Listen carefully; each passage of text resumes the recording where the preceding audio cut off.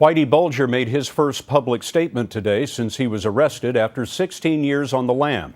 He said not guilty to 19 counts of murder as he was arraigned in federal court in Boston.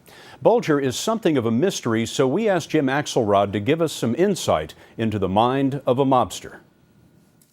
Some guesses about what Whitey Bulger's thinking now are more educated than others, like Michael Sullivan's. At this point in time, he's thinking about how he can make life as easy as possible for himself.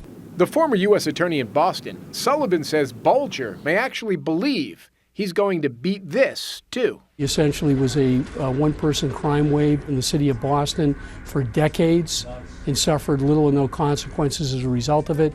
So in the back of his mind, he's probably believing at some point in time he's going to be able to escape consequences here as well. I'm extremely angry at Whitey.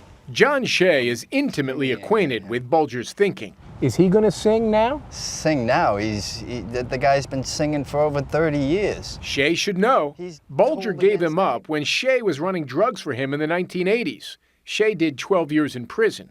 He says Bulger will say anything to create leverage for himself. He's a fraud. He's a rat. And king rat at that. You know, he's a pretty monstrous guy. Journalist Dick Lair agrees with Shea. His book, Black Mass, details the deals Bulger made with the FBI to save his skin, and says any trial could give Bulger more of what he wants, the spotlight, since it's all he's got left. With a guy like him, he may say some things that he's just toying with everyone. He just may be concocting things. Because in the eyes of many, he's a sinister manipulator. Listen to Shea, who Bulger helped send to prison, and yet, perhaps stunningly, confesses to some sadness. Because I never had a father. At times, he was a father figure. And that's the sad part that I feel.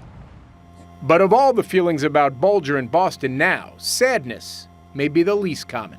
Jim Axelrod, CBS News, New York.